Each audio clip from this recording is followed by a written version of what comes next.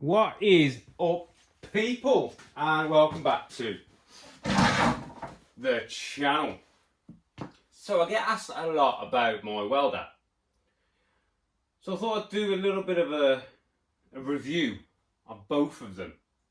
Don't normally do reviews, but you see a lot of reviews out there of people who've had a new welder, they've just got out of the box and they give you a review of a welder that they've had for 5 minutes. Well, anybody who knows my channel, and you can look back, I've had these now for quite a while. Years. God, years.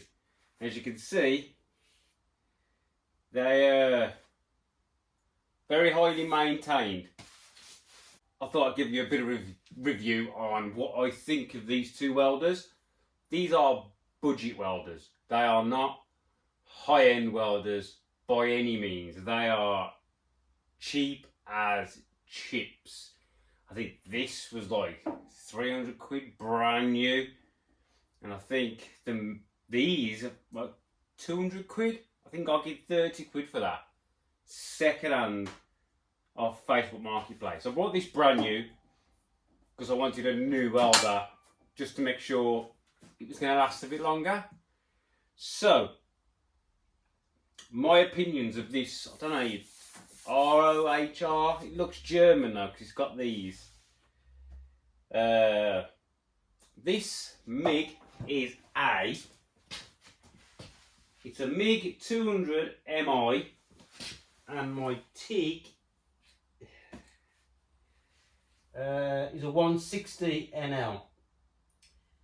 So that's a 160 and this is a 200. So, what do I think of them? Really good. Cracking bits of kit for what they are. They are really good little bits of kit. You don't get any of your gauges with them, so you have to buy these separate. Here's my TIG one. Because my TIG bottle's over there, my argon bottle. I run the TIG on full pure argon. And this is what I found to be best for this welder. It's Hobby 5. What am I looking?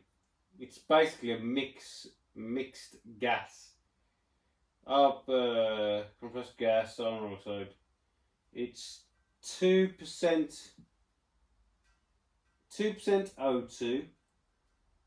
5% CO2 and the rest is argon. So it's like a 90-10 mix, something like that. But it's Hobby Weld 5. You get it for like car spares and stuff. These are the bigger bottles, well, the half bottles. So, yeah, I ran this on pure CO2 at the beginning, and it did not like it. I'll tell you now, it did not like it. You've got to run it on mixed gas. Much better weld. So let's get down to nitty gritty, shall we? I have welded all sorts on this, as in roll cage material, mild steel. This is CDS, ROPT steel. I've done normal CDS.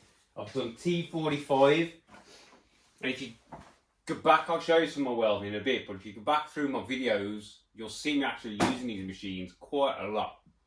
What I like about this one is you can get the bigger size wire reels in there as well as the little ones. It's got a feed button, so you don't have to hold the trigger and waste your gas or turn your gas off. You feed it through. I've never had to turn the rollers round. I always keep this on, what's it on? It's what it came with, so it's about 3.5. It's always about the same. And one of these reels does last quite a while, I'm not going to lie. I don't do these reviews very often. Lock ball. The earth strap's a decent earth strap. It's quite chunky, it's not going to fall apart on you. The cable is quite long, quite flexible. my last one wasn't that flexible, but this is quite flexible, I'm not going to lie. On the front, you've got your screen. Let me zoom in a little touch. There you go. So this is a MIG and stick. I've never used a stick. Never tried it. You've got your volts and your amps and your gauges. For 3mm on my roll cage steel, I'm on like 7 and 4.5, and I found that is a nice, decent weld. As again, I'll show you the weld. But if you're doing 1.5, I'll drop this to about 4, drop this to about 2, see where you go from there. Apart from that, the MIG, I'll show you some welding now. The MIG is a cracking bit of kit for the money. It really is a really nice bit of kit for the money. You can't moan. You really can't moan. The TIG is good. It's got a decent long cable on it. Let me show you. Zoom me back out.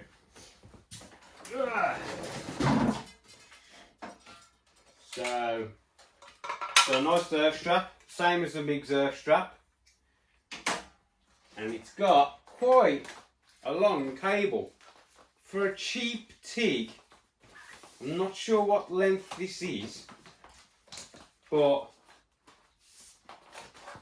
it's decent, as you can see. Yeah. So if I say walk over here, my welder's over there and I'm welding all the way back here. That's got to be a good 15 feet. Yeah? So that is a decent length of cable. It comes with the button on here, which I used at the beginning, but then I brought me a pedal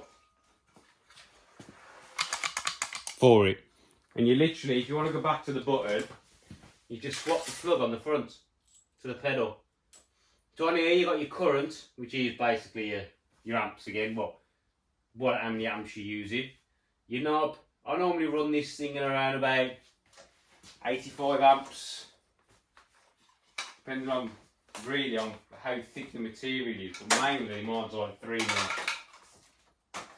If I'm doing like 1.5mm, drop it down to about 65, 70 amps, just go from there, see how she rolls. What I'll do now is I'll show you some of the welds, and from that you can take your own decisions, you know what I mean? But for what they are, you cannot moan about the actual equipment itself. Just out of the way. So this is what I make. Chassis, because I do race cars. So we'll zoom you in.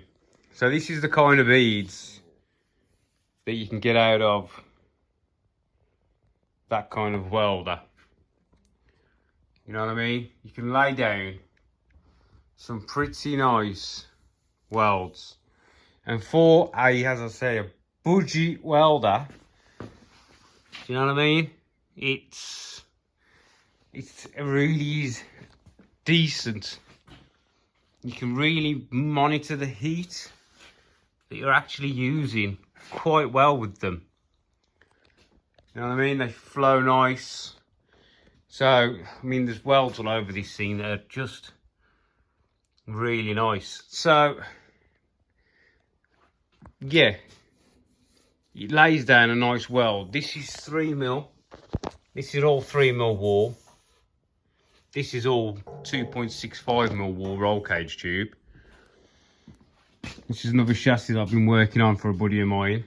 And, you know, they're all, the welds, no matter what area you're going into, they are really nice. So, yeah, this is basically the welds that that machine can produce. Now, I've used high-end welders that don't weld as nice as this thing. And TIGs. Let's have a look at some TIGs, shall we? TIGs are quite hard to see, aren't they? Because they're all really small. But, oh, hang on, what about the back of this? Can we get onto the back of this? Not these. TIGs around here.